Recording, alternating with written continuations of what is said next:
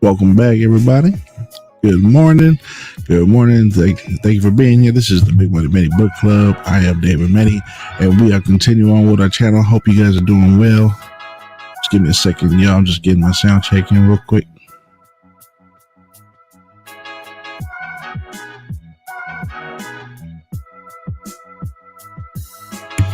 All right.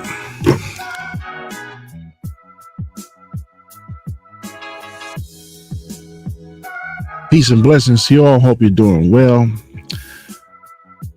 Thank you for checking out my video. This is our book club, and we are continuing on with the reading of Bedros Keuilian's Man Up.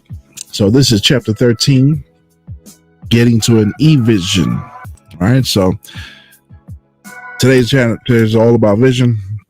We got 18 chapters, so we got 5 more to go, guys. 5 more to go. I'm excited. We're about to finish our second book, and took way longer than I thought it would. That's on my fault. That's my fault, guys. So sorry about that. We should have been 6 books in this year, but we're gonna finish 2, and maybe we'll speed read through another one. Just taking too much time in between videos. But either way, blessed to be sharing this video. I'm all about teaching. Well, trying to get people to start reading more, feeding your mind with something that's going to help you. Not that garbage that you got streaming through your Netflix or television or radio. We got to start cutting that stuff off because none of that is good for us.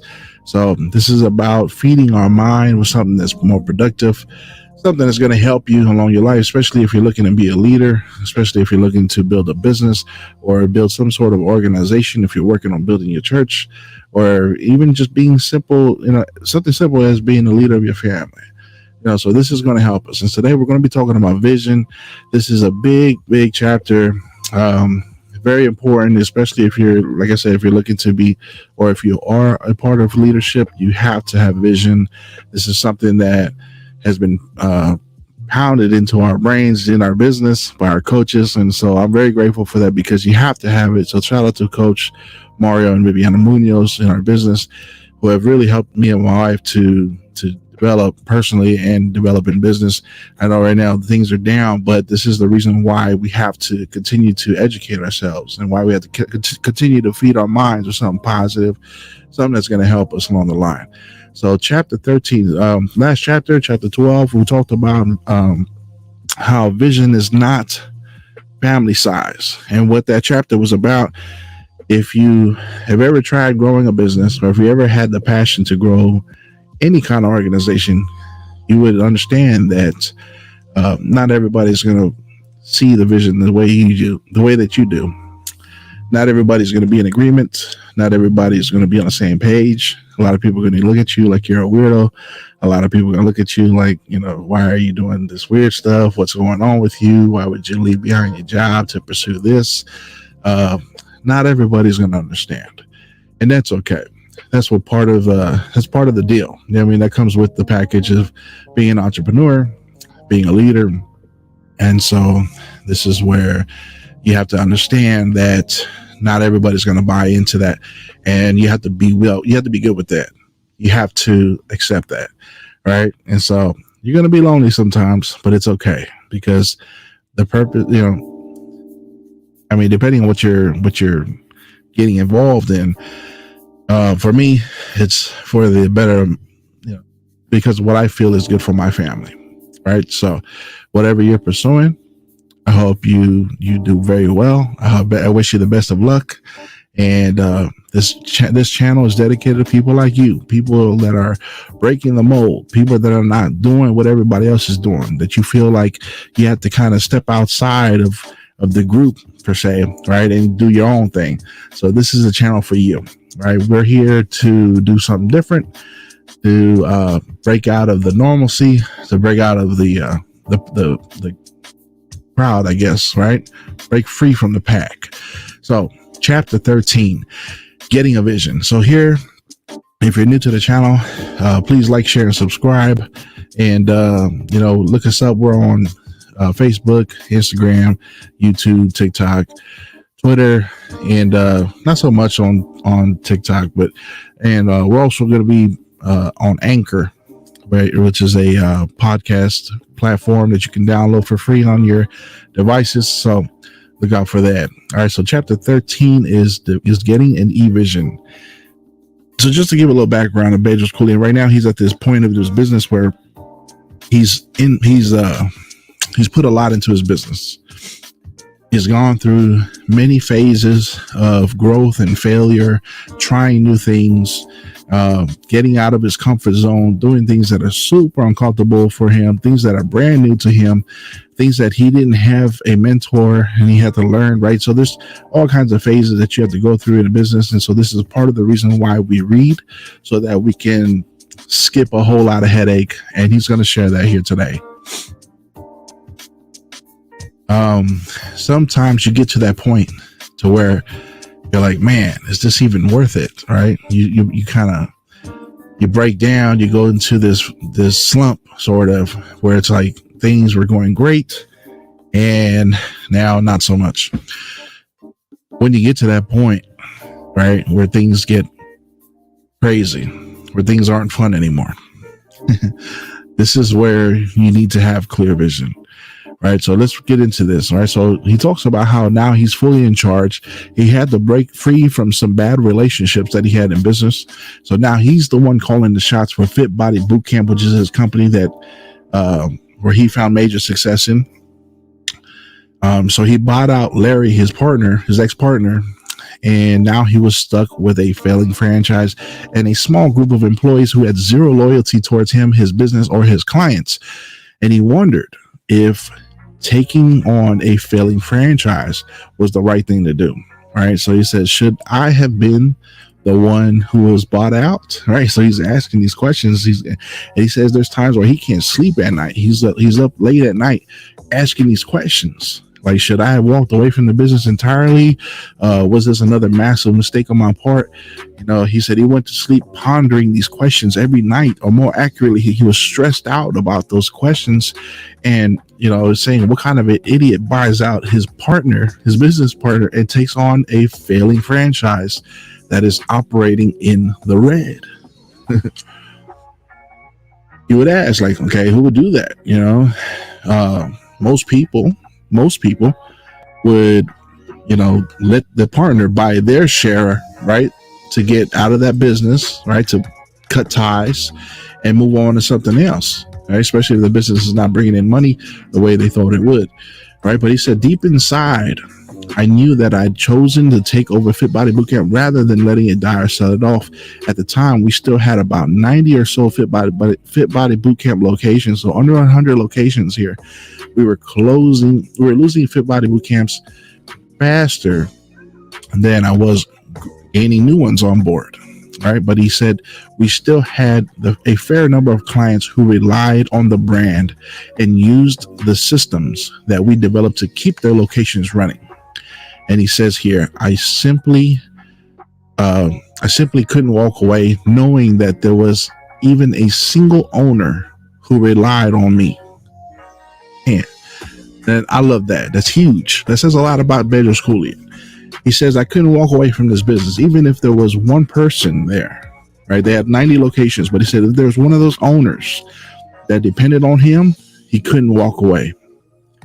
And that shows a lot of heart from Bedros Keuilian. I've gained a lot of respect for him just reading that right there, right? That's a person with passion. That's a person with character, right? And so he says, to me, that was like a captain of a sinking ship jumping overboard before any of the women or children could get on or get into their life rafts. That's huge. And he credits this to his parents. Check this out. He says, I have my parents to thank for instilling this deep sense of duty and obligation in me. After he got his feet under him in America, my father opened up a small tailor shop in Anaheim, California. This gave me firsthand insight into how my father conducted business. He says he always did the right thing for his customers. He always did the right thing for his customers. I think that speaks a lot. That says a lot about who he is as a person. There's a lot of people that come into, there's a lot of people out there who are in it for themselves. It's me first over anybody else. It's my family first over anybody else. They don't consider other people, and that's just the way it is. But he says he always did the right thing for his customers, even if it cost him money, time, and energy. He did this to a fault. I can imagine, because in business, there's times where you help people out, and you have to kind of come out of pocket to help people get off the ground, get their business off the ground, right? There's things that we do as business owners to try to help others who are less fortunate, who want the opportunity, but they don't have the means of getting it started just yet. So there's some times where we have to, step in for someone else and help them out. And of course, that puts more strain on the family, right? So he says, I can remember times when my mother would chastise him for not charging a customer for a small job like sewing on a button or on a pair of pants. And he says he would just tell him, he would just tell my mom, don't worry, it's the right thing to do. I like that. So reminds me of my dad. Man, my papa, man, I remember he bought my mom a brand new set of couches, right? A brand new set. I thought they were pretty ugly, but they're nice. They're decent couches, really fancy, like, the kind with the long legs, and you can crawl under the couch, right? And ugly colors, but I guess it was a nice set of couches, but brand new. And we just got them, and it wasn't even a week. And my dad's friends had, they were nervy friends, you know what I mean? I don't remember their names, but they asked my dad, if they can have the set of couches, and my dad gave it to them. And we didn't. And I remember my mom was mad about it, but that was just my dad, man. He would just give and give and give. Anyways, love you, Papa. Rest in peace. He said, world-class customer service that my father used to resurrect the business that he purchased from a man who delivered shit for service and was losing some person was losing his tailor business because he was gambling all of his money away. But he says that his father bought the business and he offered world-class customer service, and he figured this is what's going to turn this business around. Only being in the United States for 3 years, but with what little money he had, he bought that business, that small failing little tailor shop, and he was hoping that he could turn it around. He says over time, my father built a strong reputation throughout Anaheim by simply doing the right thing for his customers and by delivering better service than all other tailor shops around town. That's huge. That is huge. So he became the best. He became the best by offering the best service, the best world-class service that he possibly could. And his reputation as a tailor was so strong that after just a few years of being in business, whenever the New Kids on the Block, if you remember that band in the 80s, whenever the New Kids on the Block came to Southern California to do a concert and they needed a tailor, their management sought out my father. That is awesome, right? So his reputation as a tailor was so strong that after just a few years, right, so he's already gained some celebrity clients, all right? So that's huge. He says he still has an autographed picture of the New Kids on the Block hanging in the dining room at home. That's awesome. It says the other reason why I chose to buy out Larry, his ex-partner, and take over the failing franchise was because I knew this was my purpose and my calling in life. There you go. This man Bedros, he cares about what he does. He really does. He cares, and so that's the reason why he decided to buy out the business from his partner. His partner couldn't care less. He was in it for the money. Bedros has a passion for doing this business, and so most people aren't going to have that passion for it. I know I don't have a passion for fitness. I need to, but most people don't. They couldn't care less, especially if it's failing, especially if it's in the red. People are gonna be like, I'm out. I'm dipping. I gotta find something else. So it says here the other reason why he chose to buy out Larry and take over the failing franchise was because he knew that it was his purpose and his calling in life. He says, by this point, I was 100% confident that 100% confident that my purpose was to help tens of millions of people get fit, lose fat, and live healthier and happier lives by eating right and exercising, and having exercise as a constant part of their lives. Fit Body Boot Camp was going to be the vehicle that helped me to reach tens of millions of people each day.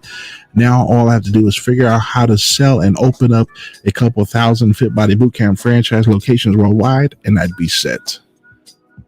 And he says, purpose and a sense of calling can be amazing motivators. Amen to that. 1 second, guys. Let me do a sound check.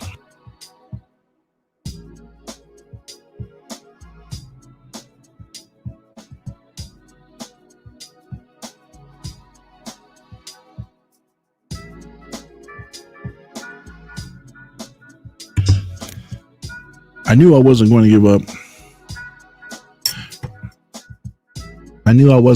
up. And I knew that this was my calling, but I still had no idea how I was going to grow a fitness franchise and turn it into a global brand.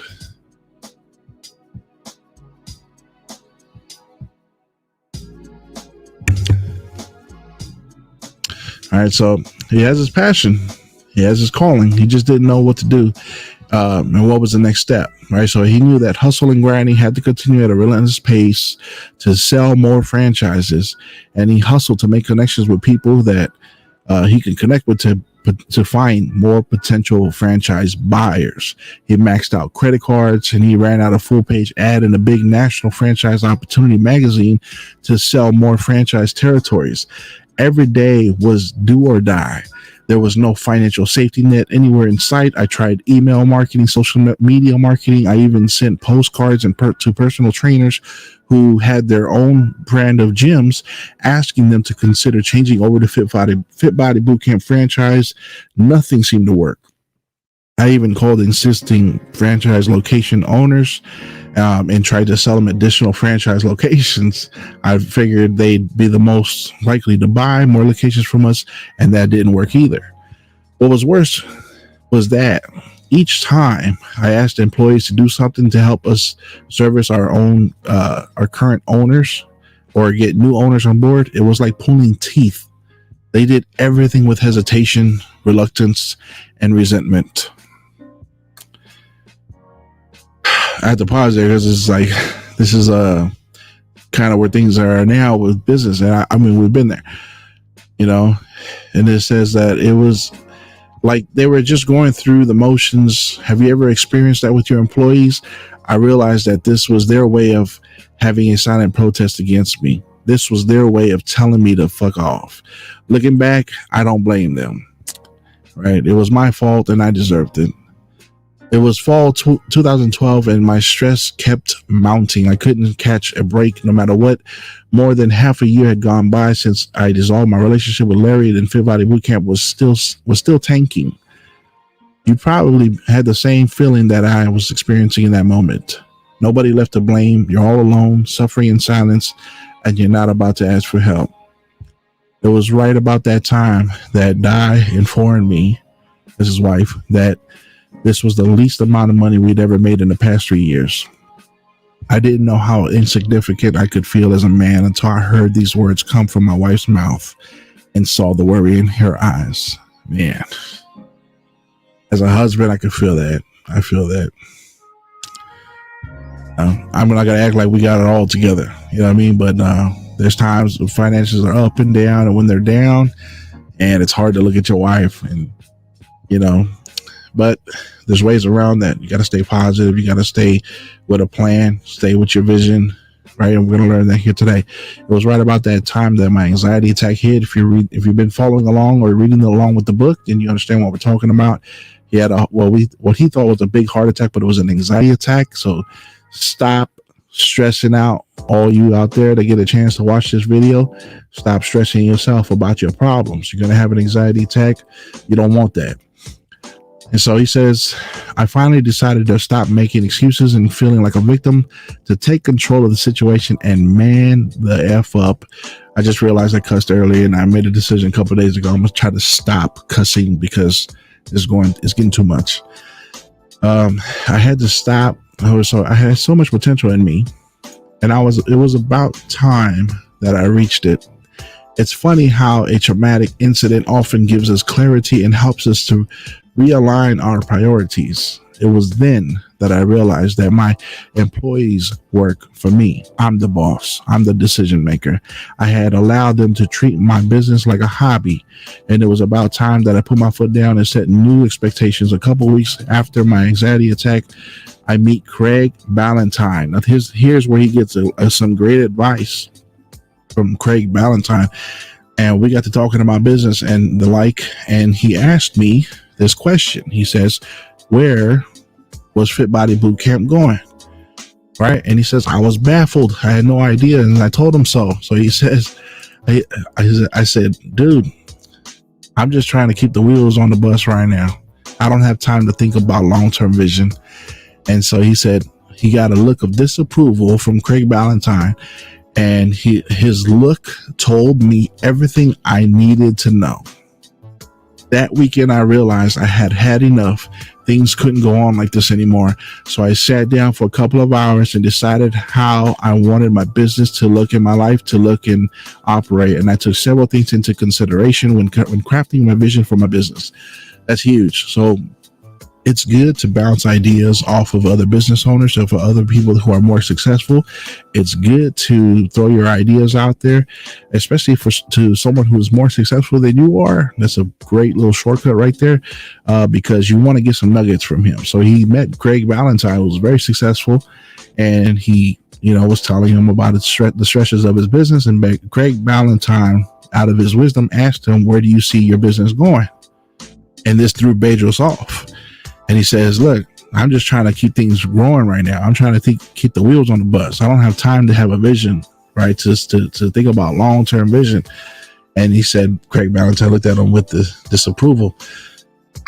You got to know where you're going with your business. So he said he took a couple hours to sit down and write it down. And that's huge. Sometimes you got to reevaluate. Sometimes you got to take time to reflect. See what things are working and what's not, right? You got to get things in perspective. So he says, on Monday, I sent an email to my employees outlining my vision for my business. This is huge. He wrote an email to his company, and he says, ladies and gentlemen, I don't think I've ever shared my entrepreneurial vision with you. Our goal is to have 2,500 Fit Body Bootcamp franchise locations worldwide by the end of 2022. While we have 2,500 locations, we will only have 800 to 1,000 location owners. My reason behind this is the fewer owners we have, the better service we will be able to deliver to each owner, and the happier and more successful each owner is. The longer they stay on our brand, the more they will become evangelical about it, and that's how we're going to reach more and more people. In addition, we're going to have 1,000 clients through my various consulting and mastermind programs, whether it's through Fit Body Bootcamp franchise or through my masterminds and private coaching programs. We're going to help a lot of fitness business owners reach more clients throughout their communities, and that's my purpose on this planet, to help tens of millions of people live healthier and become happier by making fitness a regular part of their lives. For this to happen, we've got to have 10 times our marketing, build a highly motivated sales team, and quadruple the number of franchisees and coaching clients that we've obtained each month. I'm counting on you to help me achieve this goal so that we can help more people and make more money together. So this was his letter to his employees and to his franchise owners. And I think that's huge. Sometimes you got to take a step back and share your vision with people, especially when things aren't going the right way. Share what you expect, and he put dates behind it. This is something that we learned from our business coaches. You got to put it all out there and open what we aim to do by this certain time and how we're going to do it. And he has it in specific details. Right. So he took the time to really map this out and sharing it. That's another part of your vision. This is another key part of the vision, is sharing it with your team, sharing it with your coaches, sharing it with your managers, even to the lowest ones of the company. it does something to you. You're holding yourself accountable, and does something to them, to for your team to know that here's a leader who has a vision, who has a plan, and it motivates people to get on it to make it happen. However, and this is something that I've experienced, this is what happens in this story to Bedros. So Bedros put this vision plan together, put it out there to his team, and he says, I was excited about it. I was hopeful that someone would respond to it when I sent it out, but I didn't hear anything back from my employees. I was bummed, but not surprised. As far as they knew, this was just yet another sporadic and emotional plea from yours truly. This time, though, things were different. This time, I was clear on my vision, and I knew exactly why I wanted to achieve these goals. One email response did come back, however, and that was from our newest employee at the time, Joan. So he says, Joan was hired as my assistant, and in her email, she said, well, if we're going to get to 2,500 locations, then I better start documenting what everyone on the team is doing so that we can create a better system. And he says, I couldn't have known it then, but it would have been a game changer move. It would be our game changing move, because she believed in the vision. She started to figure out ways to make the business work better. And he says she developed what we now call the alien abduction manuals for each position. If a team member was abducted by aliens, this manual would help us to get back on track. It would list simple things like what each role does, what are the expectations, how do we measure success. It was all seemingly basic stuff, but I hadn't organized the business at all, so it was a big deal to me. The biggest deal was this: Joan was taking initiative. My vision email had inspired her to take action, and that was inspiring not only her, but it was inspiring for me. And he says, even though I had yet to become an efficient leader, at least I had a clear vision for my business, and it started to turn around from there. And that's where I'm at right now. And I really want to take a minute to highlight that, because there's times where, as a leader, where you might be sucking as a leader. You might, you're just not doing your part, or as a part of the team, you're not doing very well. But at that time, that's where you need to step back and have clarity of your vision. Really take the time to map out your steps. What is it that I want to do?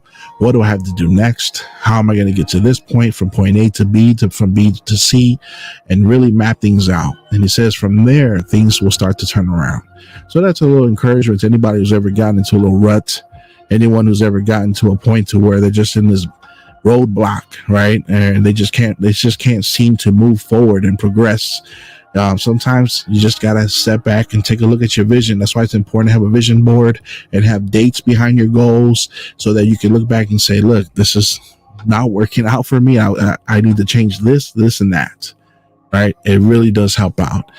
And so sharing that vision, he inspired one person, and that one person was enough to get him motivated as well. And for everyone else in his team that didn't respond, well, that's just kind of like what we call in our business lifting the hood, right? Let's see what's really going on. Sometimes you have people on that are there in your company, but they're not meant to be there very long. This is not their purpose. They have no, they're not going to care about what you want to do with this, with this company, and that's okay. But at least now he knows, right? So he knows he's got one good person on his corner, and that was enough to get him going. And so he ties it all back to sending that email. Why? Because it forced him to get clear on what he wanted to do and where he wanted his business to go. And that meant to lead the team. So could I have predicted that this would have come by way of an email? No, but it came, and it has been the defining document for my business and life ever since. So just knowing where he's at today, that's huge. To know how impactful that email was, right? Having a clear vision does something magical for an entrepreneur.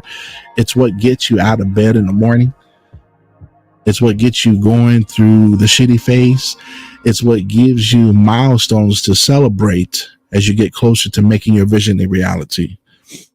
So it says here, and it's what keeps you going with a sense of relentless obsession, even when the suck factor kicks in. And the suck factor always finds its way to an entrepreneur's life. Think about it. when you first started off in your business, you probably had a vision you wanted to do. When you think about it, when you first started off in business, you probably had a vision of what you wanted to do, right? And maybe it was a general vision. Maybe it didn't have specific details, but your vision for your business was clear enough that it got you to quit your job. Right? So that's where I'm at, right? It got me interested enough to quit my job. Let's see. And to take a leap into becoming an entrepreneur. If you're anything like me, you probably visualize in your head the impact your business would make and the feedback that you would get from your happy clients and customers. Maybe even imagine seeing yourself on TV, getting interviewed by MSN or other companies, I'm not going to say that name, or in a business publication like Entrepreneur or Inc. magazine. But at some point you went outside of your vision and the destination got fuzzy and the chaos took over. And now you're thinking, I don't think I have the time to sit down and write out a stupid vision plan. I can tell you this with 100% clarity and 100% certainty. Just spending an hour or so to clearly write out your vision for your business now will save you years of stress and frustration and hundreds and thousands of dollars. Whew, that's a lot. So he says you cannot afford to not take the time to write out your vision plan. I have a feeling this is going to be our exercise for this chapter. When was the last time you wrote exactly how you want your life to be? Your yearly income, your team size, your employee count, how many vacations you want to go on with your family, or whether or not you plan to keep your business, sell it, or take on private equity to grow it bigger and faster. Because I want you to sit down with your spouse or whomever you value in your life and write a clear vision plan like the one I wrote above. See, when you write a vision plan and you get extreme clarity on where you're headed, even more when the idea fairy comes to you with a distraction, you can think back to your vision and your business, which will give you discipline to stay on track. And I highlighted that for me. So rather than going down the rabbit hole of new ideas, but no vision is complete without having your why. In other words, why do you want to achieve that vision? The secret to a strong vision is to have a plan the secret to having a strong vision is to have a compelling reason why you're an entrepreneur. You know how people think. You know how to motivate people. When people give someone a big enough reason why, they will take action. It doesn't matter if it's an employee or customer. When the reason why is big enough and compelling enough, they will take action. Having a clear vision for your business and a date that you wish to achieve that vision by is absolutely critical to your business. Huge.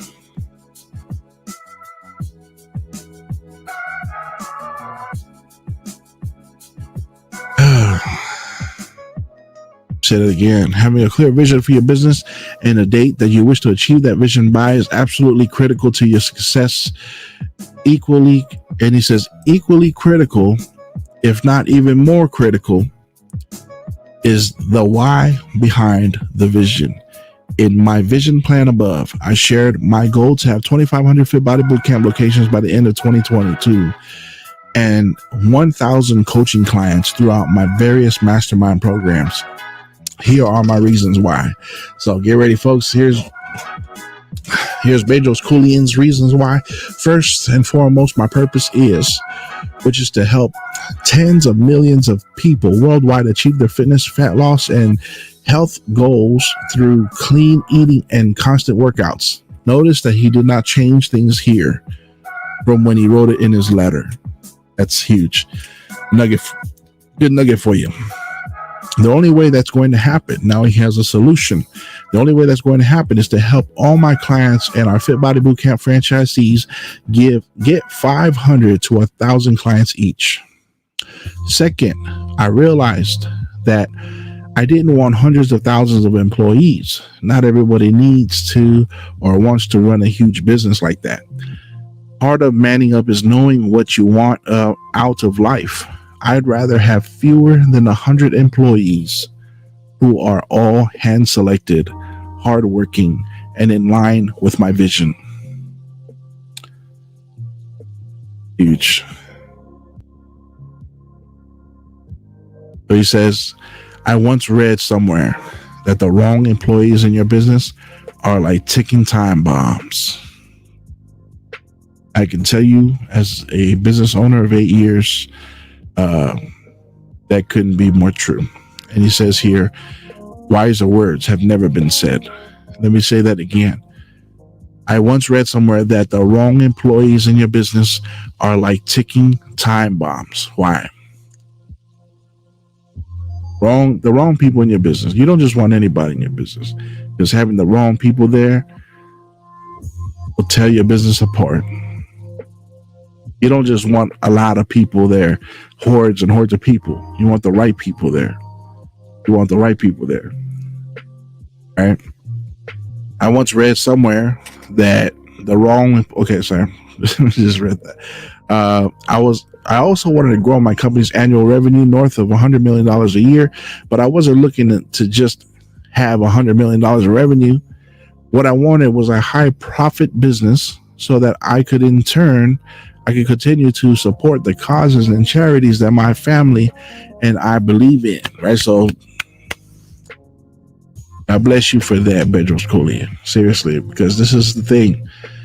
This is the Big Money Meni channel, but it's not so that I can go driving around a Bentley and a Rolls Royce. Well, of course, I like one, but that's not what this is about. It's about having money to give. Have more so you can give more. Can you do something without money? Of course. Of course you can. There's a lot more things you can do with the money. Right? So this is all about giving back, helping those who are in need. This is why we're talking about making more money so that you can help out more people. That's all it is.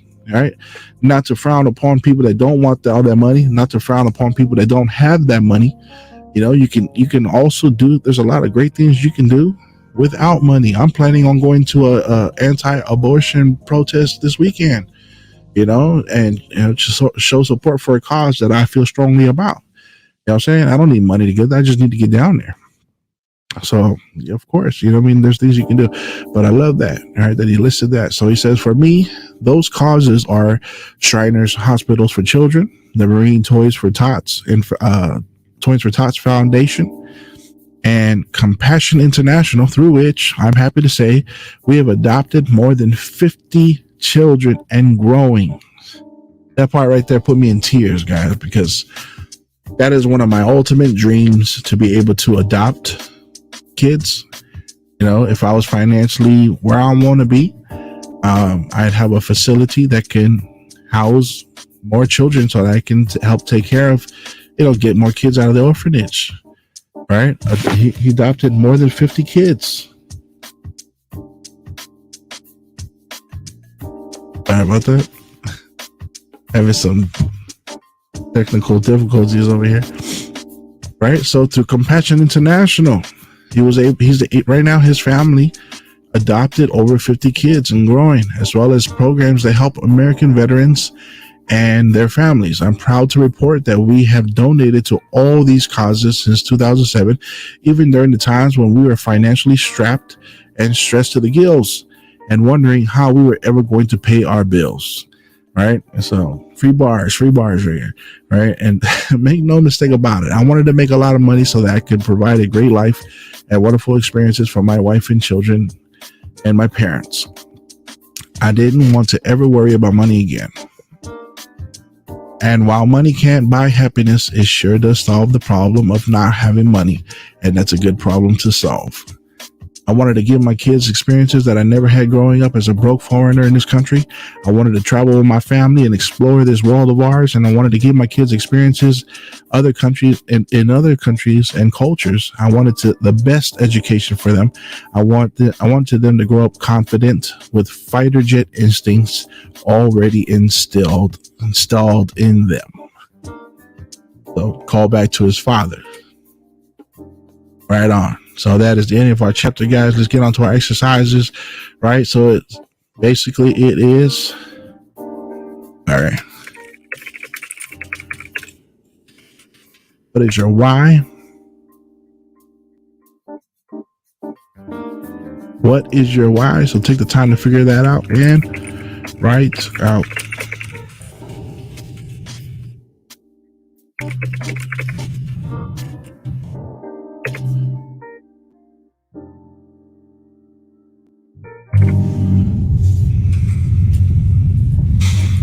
Sorry about that. What is your why? And write out your vision and be specific about the details. Read your vision statement often and let it serve you as your North Star to guide you. What is your why, guys? Powerful chapter, guys. I'm excited to share this with you. Hope you take the time to really map out what your plan is, what your vision is, why it is that you're doing what you're doing, right? And how you're going to move along to the next step of your journey and grow your business, grow your foundation, grow your charity, grow your ministry, grow your church, grow your family, whatever it is that you are working on. I pray that, that you're able to find examples like Bedros Keuilian to help you along the way. I hope that you find success in what you're doing. Please like, share, and subscribe to this channel.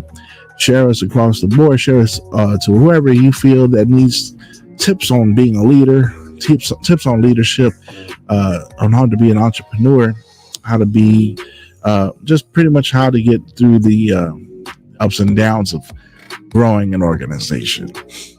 And I just want to encourage you, if you have ideas out there that you feel that, maybe you've tried it before and just hasn't come to fruition. Maybe you didn't have the motivation, you just didn't see the time, or you didn't see the opportunities for you to really put time behind this idea.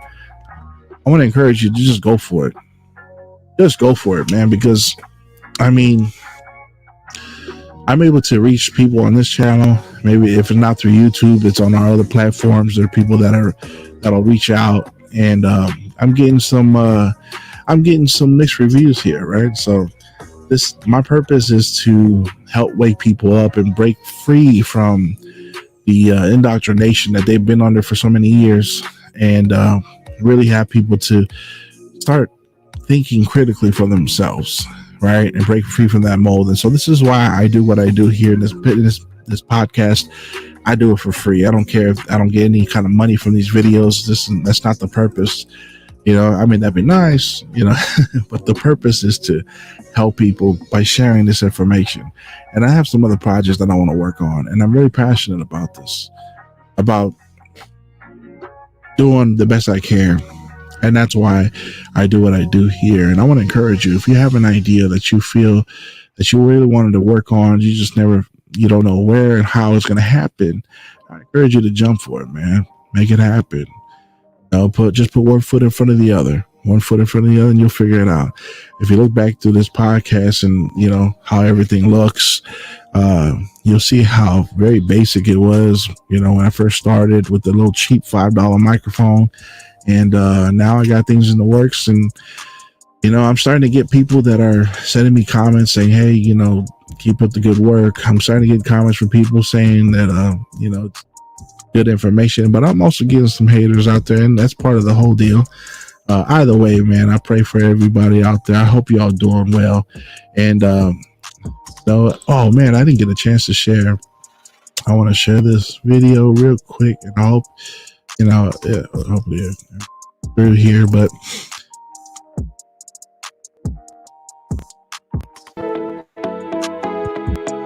all right.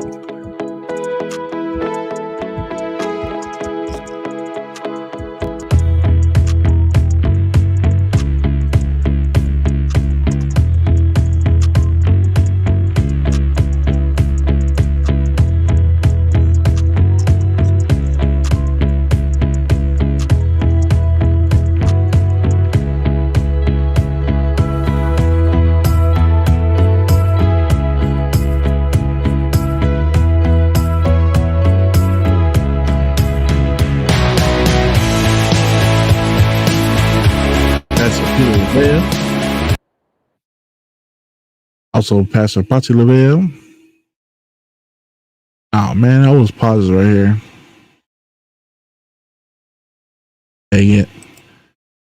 Anyways, just wanted to share we have a revival going on at the end of the month. Send me a message. We'd like to give you the details. And you're more than welcome. Either way, man, God bless you for being here. Hope you're doing well again. And continue to seek knowledge, seek wisdom above all else, and continue to praise God. May you be blessed, right? Have a great night, yo.